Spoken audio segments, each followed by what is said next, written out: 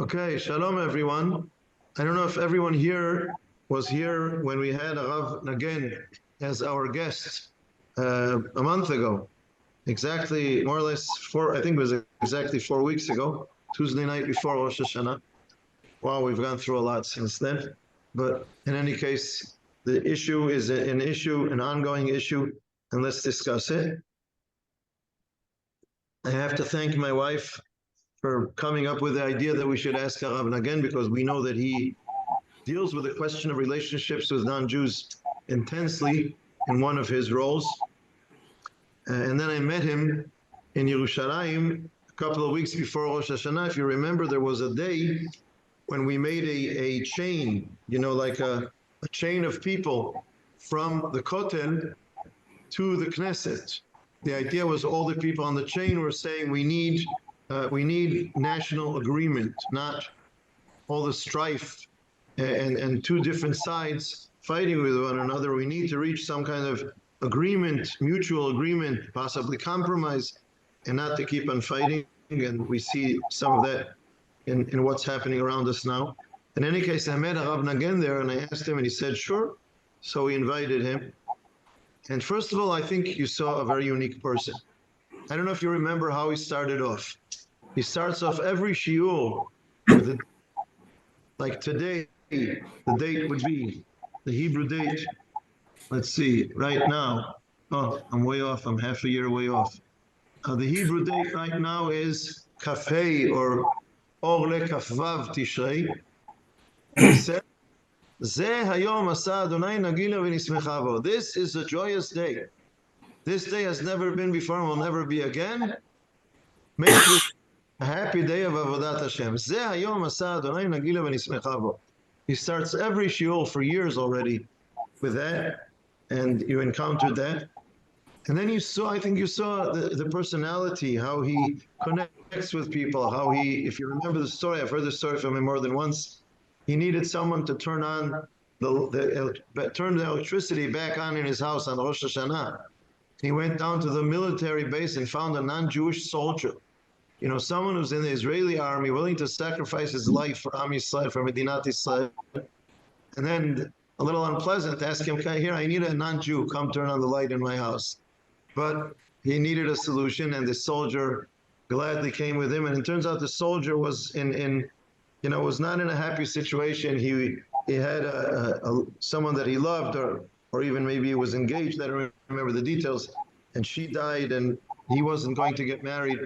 And this is something that you can bridge. You can be Jewish or Muslim. These are human being issues. And it created a bridge between them, bridging over the gap of different religions. And at the end, he got a call a few years later, and the soldier invited him to his wedding.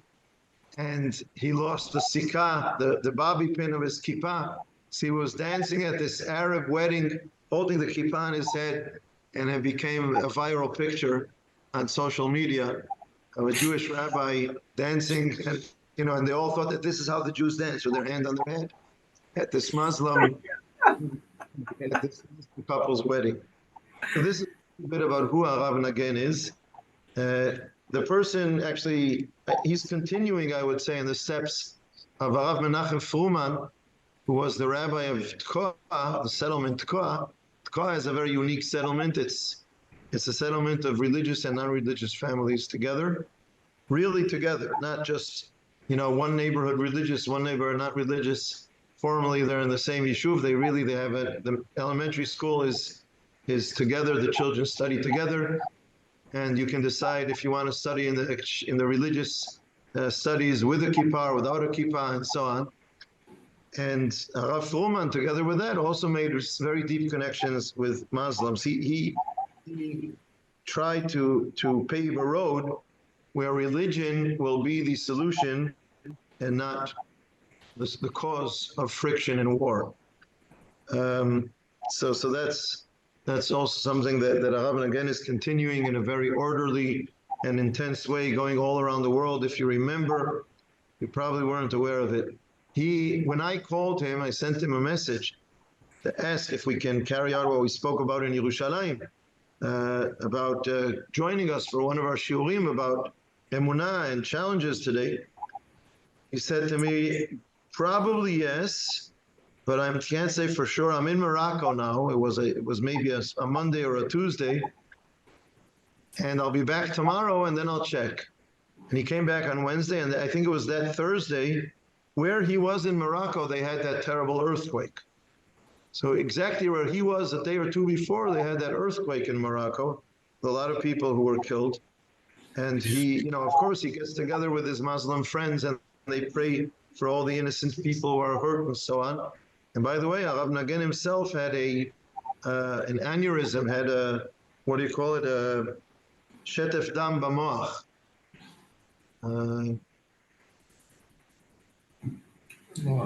Cerebral. Yeah. Wanted to pray. Yeah. Also, And he was mamash in and it would be good if they would mute. Yeah. He was really in hanging by a thread, and thank God he overcame that. But when he was in that situation, there were people of all kinds of different religions praying for his health, praying for him to overcome, because these are his friends. These are the people that he makes positive and loving connections with. So this time he was praying for them, in all kinds of different situations like that. So I want to explain a few of the notions and go back to a few of the notions that he said then, and also to mention some of the questions that were being raised by the participants at the same time, because, there are Muslims and there are Muslims. And look at these Hamas guys. Look at Iran. Hamas is Iran. We're not fighting with Hamas, we're fighting with Iran. We are the front line of the war of the democratic world with fundamentalist Islam, led by Iran. We are the front line. And so you have these Muslims and you have other Muslims. I myself have befriended some Muslim leaders in the last couple of years here in Israel, not intensely like Arav Nagen, but here and there I did make some connections with some moderate Muslim leaders. By the way, I checked today, and if you remember the Knesset member Mansour Abbas, who was a member of Bennett and Lapid's coalition, I'm not supporting or opposing politician A, B, C, or D, but in their coalition, Mansour Abbas was part of the coalition, not part of the government, but part of the coalition for the first time in Israeli history, and there was a lot of debate about that. Some people were in favor of it, some people were against it. It's a change. He himself spoke in favor of violence and terror in the past. Now he claims that he's changing. Is he really changing, or is he not really changing? In the last couple of days, he has tweeted a few tweets calling Israeli Arabs not to get involved in the violence. How do you say? Meganeh, to the Hamas, and what's the word? Putting out a public statement against the Hamas, calling them to free the captives that they've taken, and certainly the elderly and the children and so on. So he's really taking a stand. I mean, it puts his life in danger, clearly. So again, I am not the judge of heart, and I am not saying that there aren't complex issues, but I'm clearly saying that there are certainly different kinds of Muslims in the world, some like this, some like that, and we do have to differentiate. And when we see the atrocities that these Hamas terrorists have committed, we certainly know it certainly gives us the world is complex at many times, but that makes them not complex. There's black and white. It's with them, the line is drawn absolutely clearly, and halevai, they would wake up one day and have have some tiny little brain damage that would cause them to become peaceful. But until that happens, we have to go to an absolute forceful war and wipe them out. So you have to, the good guys have to beat the bad guys, as much as it sounds like simple, childish English words, but it's absolutely true. I have a colleague a woman who said that, her brother-in-law was called up now, and that her 4-year-old nephew says, she said in Hebrew, Abba alach la'azor latovim. Abba went to help the good guys. So, in a 4-year-old child's wording, he got it. In a nutshell, he got it. So when it's the bad guys, we absolutely have to go to war against them. And at the same time, remember that they're not all bad guys. So I want to mention some of the halachic points that Rav Nagen said and explain them again. One of them was the following. All the religions today, it's hard to find a religion that doesn't, that isn't in this, that won't fit into this definition. Religions today believe in a higher God, in one higher God. Ask a Buddhist, is Buddha the God, or is there, are the statues of Buddha? Of course, according to the Torah, these giant statues of Buddha are forbidden. But is that the highest God? They won't say that. Rav Nagen himself, in one of his books, he says he spent some time in India, acquainting himself with Eastern religions, and he said to one of the gurus there, or maybe it was a Buddhist, and he said to them, "Can't you make your religion without the statues?" And they said, "No, the people won't have anything tangible," meaning they know that this is a tangible need. It's something that the people need to perform their religion. It's not that they really believe that these statues are God. So in this situation, there are opinions in halakha from a long time ago that non-Jews are not forbidden from worshiping Hashem and idolatry, as long as they believe in a higher God, one higher God. It's not forbidden for them to worship Hashem and other forms of belief. And if you take that, it's controversial, and there are different interpretations, and it's a long shiur to get into the details, but there are opinions like this.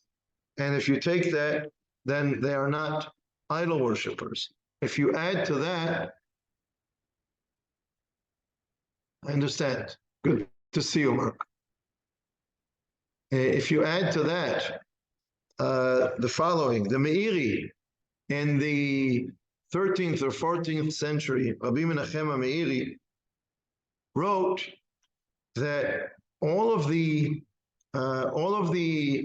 rulings that we have in the Talmud about how we have to fight against religions, against foreign religions, idolatry and so on, are talking about the ancient nations who were barbaric. He uses that word. They were barbaric. They had no morals, no morality, and they were clearly not doing good in the world. But religions who now have a form of law, of morality, even though in Hebrew he says, "Afal pi she'emunatam rechoka me'emunateinu," even though their faith is distant from our faith, those halachot are not about them. When the Torah gives us the mitzvah to return a lost object, in Hebrew, hashavat avedah, if you find something that someone lost, the Torah uses the word achicha. If your achicha lost something, your brother lost something, return it to him. So the rabbis in the Gemara learn from this that it's for achicha, it's for Jews, not for non-Jews. You don't return stolen objects to non-Jews. The Rambam explains why. Because you're strengthening the hand of the wicked of the world. In Hebrew, shata mechazek yad rishei olam. You're strengthening the hands of the wicked. So if someone from the Hamas loses something, don't give it back to them. If some of their money from Qatar falls out of the airplane or the helicopter, don't give it to them. Don't give them electricity. Don't give, maybe we should, because then they're dependent on us, but that's already pragmatic considerations. But morally, don't give them anything that strengthens them. But, says the Meiri, clearly when you're talking about other non-Jews who are good people, decent people, they have beliefs that are far from our beliefs, including idol not idealistic, idealistic ideals, you return their lost object and so many other things in one place. He even uses terminology that could mean that you should transgress, you should desecrate Shabbat, like pikuach nefesh, to save a non-Jew, which is a whole other issue, but it might go that far according to the Meiri. This has been controversial for a long time. There are people who will argue that the Meiri was saying this because of censorship, because he was living under Christian rule and he had to, get out of complaints about the Jewish racism and so on. But many halacha deciders, poskim, have learned from the Meiri over the years and accepted his view as the leading view that should lead the psak, lead the halacha today, and that we should carry on what the Meiri says. So again, look at the different Muslims, look at the different Christians in the world, and so on. So if they believe in a higher God, certainly Christians and Muslims, even other religions, then they might not fall into the category of idol worshippers. And with the Meiri, they certainly, the idea of treating them differently includes having them live or visit or be friendly with Jews in Eretz Yisrael. So that means we should not be spitting at them. The scenes that had been happening in the couple of weeks before Chagim, before the war, attacking violently their places of worship and so on, trying to narrow their place and push them out and so on. All of this I'm saying before I say a word about international relations and Chilul Hashem and Jews around the world. And I'll say one more thing before we get to Chilul Hashem and endangering position of Jews and the relationships of the state of Israel with others, and that is the following. This whole scene of spitting at Christians in Jerusalem, spitting at priests and so on, that was going on in Israel before the war. I had this zchut to participate in two groups that worded a statement, publicized a statement against these atrocious acts. And at one point I suggested a certain wording that was accepted. I said, we are no longer in a war with Christianity. And, we're not in those days and so on. And some people quoted, it's a Jewish custom when you would walk by a church in the Galut and you would spit and so on. And you have to understand the difference between the two realities of being a Jew who is oppressed and put down and mushpal, degraded in so many situations in our history, who needed a little bit of a reminder to remind themselves that, even though externally we are at the bottom of the totem pole and people are stepping on us all the time, nonetheless, we are higher than them, we are stronger than them, and so on. But in today's world, the Catholic Church, which is probably the most extreme of the churches, or maybe not necessarily, but in certain aspects, but the Pope has, decades already changed their attitude towards missionaries, towards Jews, towards the Jews being rejected by God, regarding and defining Jews as brother religion, as Judaism as a brother religion of Christianity. It's not the same world we were in the past. We put this out on different places on social media. One of the reactions was by someone who said, I lost you on the first sentence when you said we're no longer at war with Christianity. Meaning what he sees is, yes, we're at war with Christianity. And I think it depends on what you look at. There are situations where we are at war with Christians. There are Christians who would like to cause damage to the state of Israel. There are Christians that it doesn't have to do with their being Christians. It has to do with their misunderstanding of ideals and about Israel and Iran, and because they are, I'm going to push this to the extreme, meaning you can be leftist or rightist, but, there's the alt-left and the alt-right. And these people are all the way at the extreme liberalism, so-called liberalism, where you're liberal towards everybody who's liberal just like you. And if I'm not liberal just like you, so you think that I'm the worst enemy of mankind and shouldn't have even freedom of speech, etc., etc., etc. So they see these people and they identify with them as all Christians. They see Christians there are Christians who so externally put on a show of being friendly with Jews so that they can then have influence and all kinds of things. I don't think this is the Christians. I think you meet Christians around the world. I've acquainted some Muslims. I've internationally acquainted some Christians, doing some studying together, not intensely, but a little bit, at least on my part. And the world is full of all kinds of different people. So yes, if you are attacked by Hamas, everything we're saying now is irrelevant to them. And yes, if there are missionaries, we have to stop that. We have to oppose them.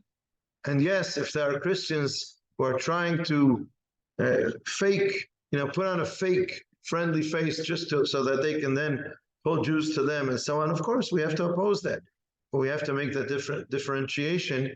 And they are not the majority, I think, as far as I can tell, and prove that they are, if you think otherwise. And so I think we can take non-Jews in general and not assume that any non-Jew is worthy of our hatred, of our degrading them, spitting at them, attacking their places of worship, and so on. I think we can be on friendly, respectful terms, discuss things together, study together, find common ground, and define the differences between us at the same time. And of course, it's interesting because if you don't have a strong Jewish identity, then when you befriend non-Jews, maybe we should be more careful.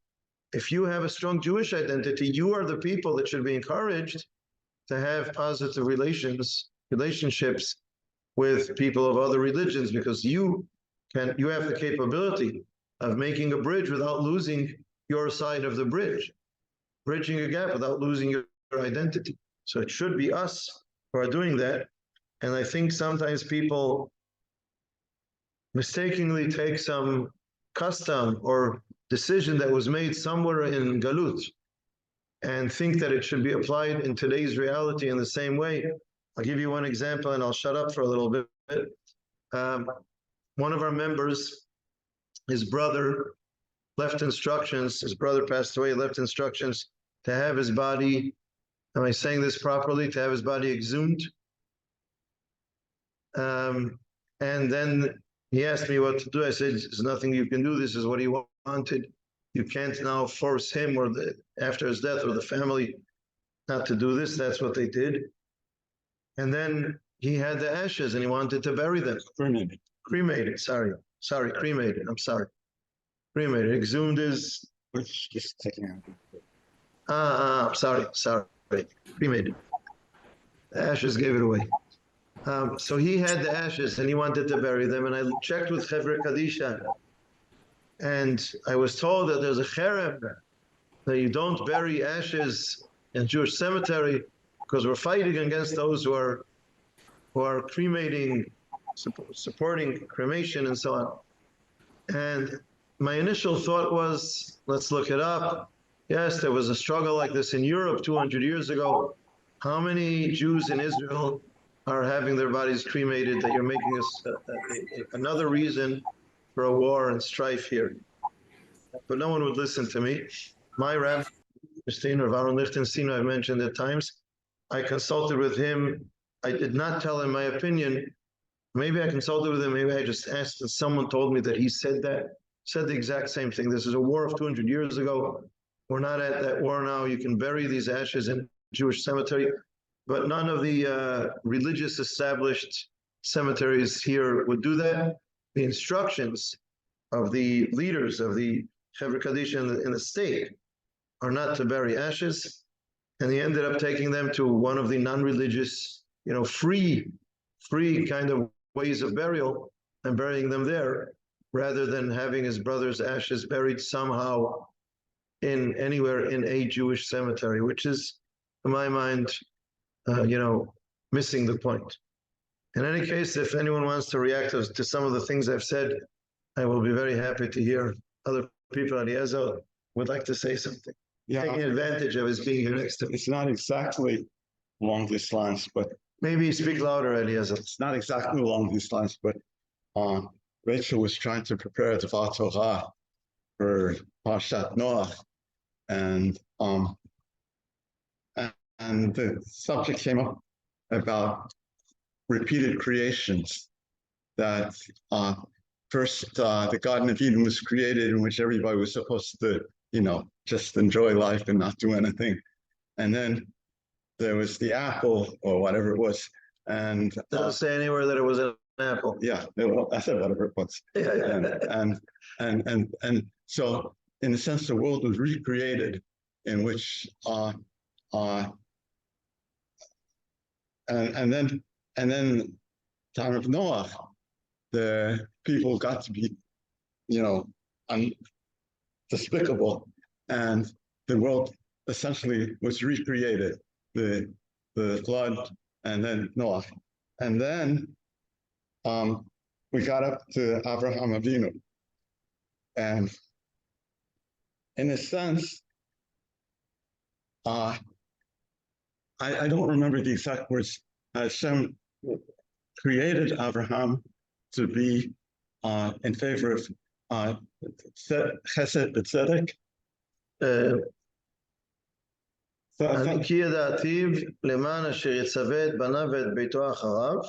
I chose Abraham because he will pass on to his children after him. ושמרו דרך אדוני לעשות צדקה ומשפט. צדקה ומשפט, I'm sorry. And justice and judgment, and yeah.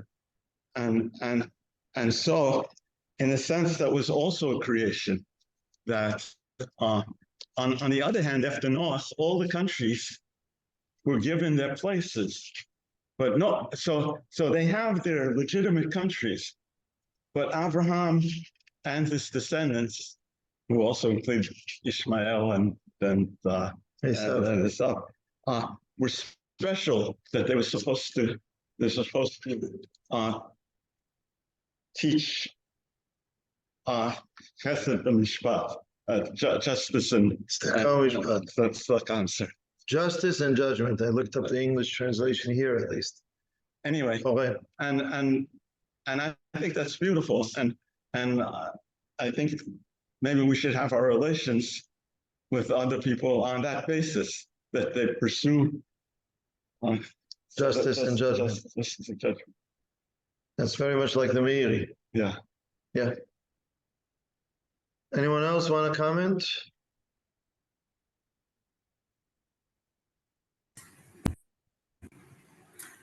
Well, I'll say, just based on our experience of living in the Bible Belt of Texas, surrounded by Christians, there's a church on every corner, sometimes two, actually. That means they are originally Jewish. Everybody has to have a church you won't go to, right? Exactly. But we have many people that are very friendly, good values, good morals, all of which come from our book. And the ones that are sensible will agree with that. They're always quoting from the Psalms, and they think very highly of our book. I personally have had people try to convert me to believing in Jesus, and I explain my position, and we part usually good friends. It's it's part of the territory.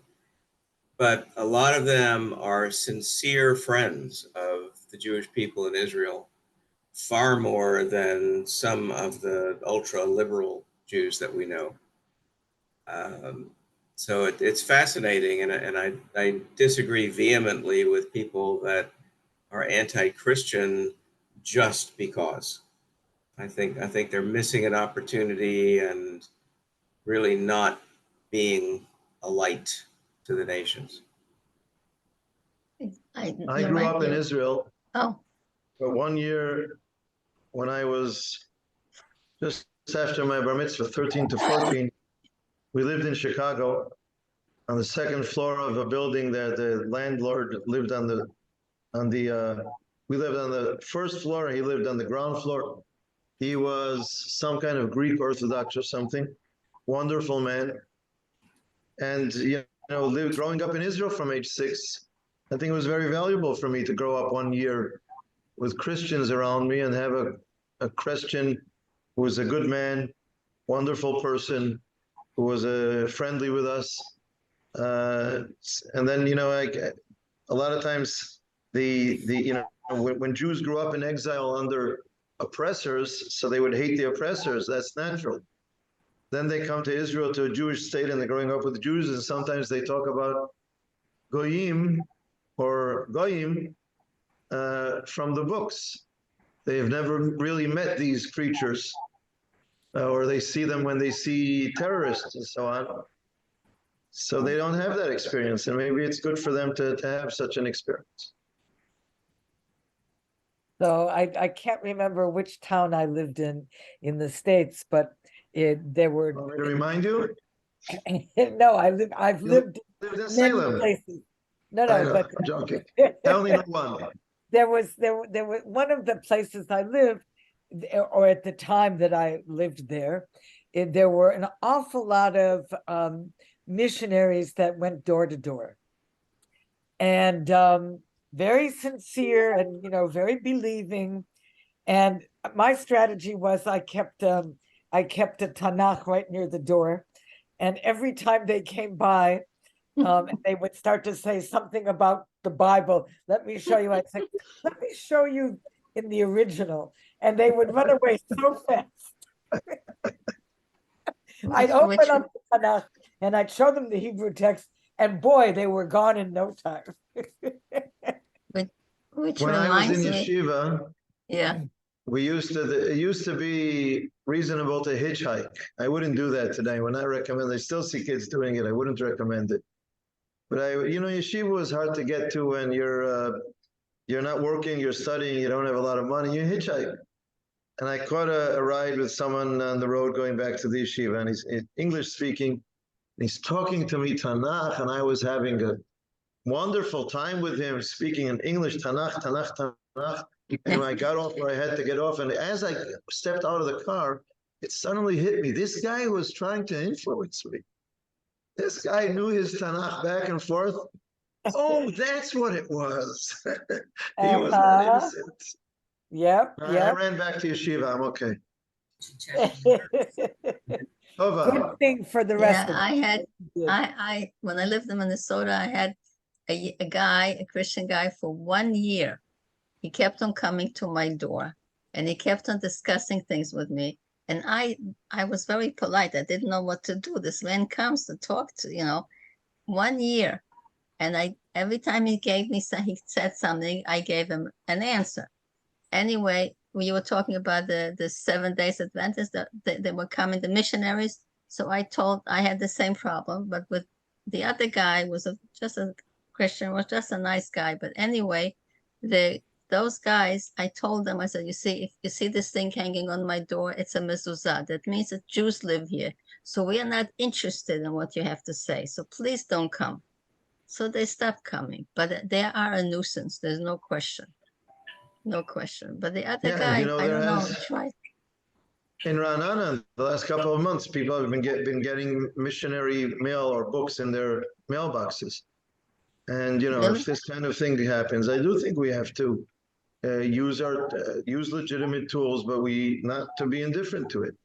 But these are not Jews for Jesus, are they? Here. Could be. I don't know. Maybe it is. And, In Brooklyn, we had them. In Brooklyn, we had them. Not you and I They that got I'm the worried about, Russians. They got the Russians. Right. They got the look Russians. for the weaker elements in society, in religious society. So Yeah, it's not you and I that I'm worried about, but we should stop them and bar them from coming to places where they could lure innocent and weak people. Right?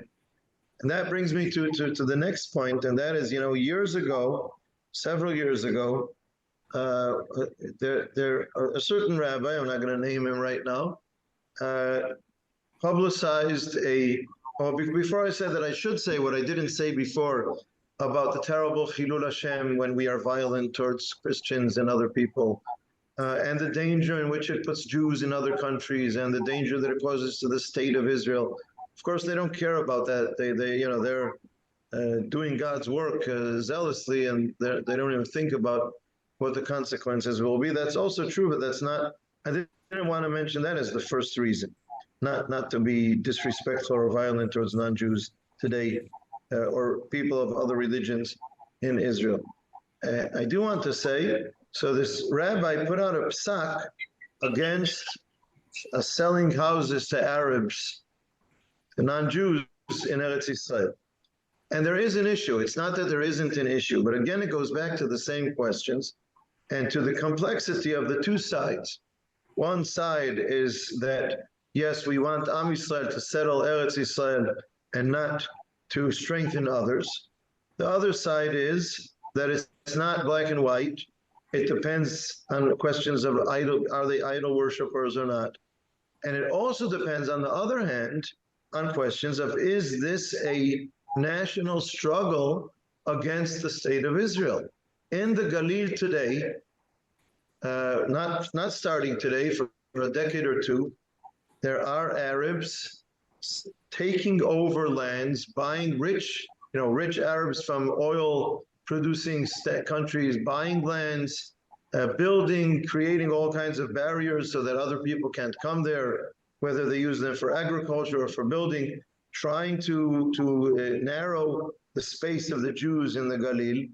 This is a national issue that we have to deal with. It's not because they're idol worshippers or not idol worshippers. It's because their goal is against the people of Israel, against the state of Israel. They want to narrow the Judaism and the Jewishness of the state of Israel by pushing us out of all kinds of places. Yes, there we have a struggle. It's not because of a halakha not to sell land to others. It's not because of a halakha to wipe out idol worshippers or things like that. If people are here to narrow our space, close us up into narrower spaces in a national sense, and they are creating a war of one nation against another, yes, we have to protect ourselves and we have to proactively oppose this and confront this. But that's not the question of halakha, and it's not the question of a person or a community that wants to practice their religion in a house of worship in Eretz Yisrael. These are very different questions, very different issues, and there's no reason or justification for the violence over there. And being able to make this differentiation and explain this to people, we are in favor of the state of Israel being a Jewish state where there will be freedom of religion, so other people can practice their religions. But that doesn't mean that we're indifferent to someone trying to struggle against the Jewishness of the state or narrowing the space of the Jews in the state. But those are different questions. And the movement that has been very meaningful in struggling against this, it's sad to say, just like what we're experiencing now is the grassroots movement of people who do things, the army should have done, the government should have done, and so on. The police should have done, and they don't. And then they created this organization called the Shomer HaChadash. The history of Israel is that at the beginning of creating the settlements of Jews in Israel at the end of the 19th century, beginning of the 20th century, there were no Jews to defend. When there started being Arab violence towards the settlements, there weren't Jews to protect themselves. Jews did not use weapons for generations. I always asked myself, why did Jews in pogroms not fight back? I couldn't get it. I couldn't chop it, as they say. And the reason I couldn't get it was because I grew up in Israel from age 6, as knowing that I'm going to be a soldier in Tzahal. And I couldn't understand the state of mind of Jews in Galut in the past. But they just didn't. And the first movements of Jews protecting themselves in the beginning, they would bring other kinds of Arabs, like the, what are they called? Not the Cherkessim. The Cherkessim, that's right, the Cherkessim. There are a few Cherkessi on the way to Yerushalayim. There's this, In the Galil, in the Galil also, a few, yeah. the Galil. And they were the guards until Jews started like organizations like Bar Giora and the Shomer. And then, we have a Right. state and an army, and you think we don't need a Shomer anymore. And then it turns out we need grassroots movements like a Shomer. And they created the organization called the Shomer HaChadash. And yes, we have to awaken Israeli society, government, police to fight against what needs to be fought against. But it's on the national, it's on the level of when a nation is trying to fight us as a nation, and it's not all of the non-Jews or any religion, whether they're Muslim or any other religion. You always have to define properly what the struggle is and fight that fight, but don't turn it into a fight against everybody else who looks like or has something in common with those people who you need to fight against. Anything else for now? Just a quick word of, like you said, it's good to define things. And what I've learned over the years is that there are Christians who have an ideology that's kind of alien to us. This concept that there's only one very narrow door to get into heaven. And if you don't believe in that person, you can't get there. And, over the years, other branches of Christianity seem to have gone a different way where, they will allow that Jews maybe do have a different way to get to heaven, which is very generous of them. But my point is that they will specifically try to target Jews, and they know that they need to get somebody that doesn't know much about their own Judaism to be successful. But if they can pick one off and convert them, that's the biggest zchus that they could have. Yes. They've really had a big win.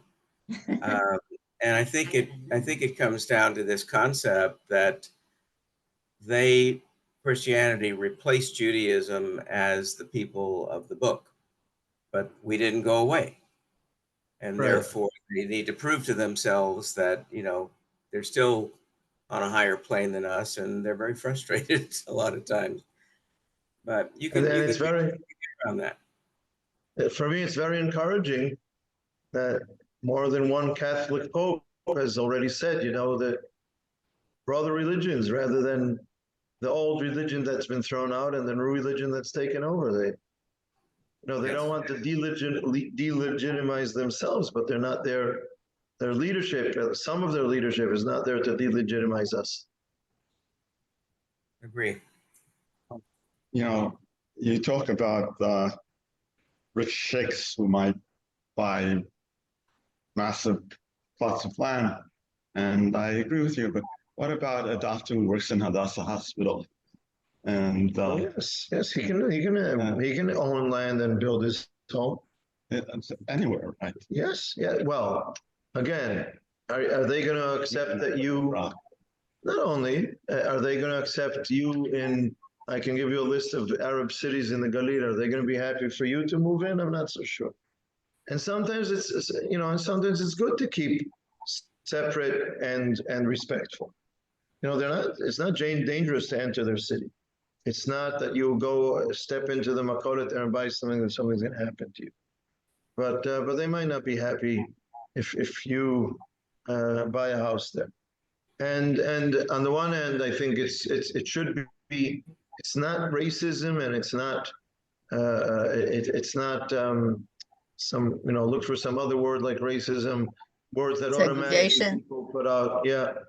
If we say, okay, let's keep it this way, and you can't be opposed to someone who says, let's keep this a Jewish settlement, or at the same time, if a Jew wants to create a Jewish settlement in an Arab area, that you're going to say to him, oh, you're a conqueror, you're being immoral by doing this. It has to be equal.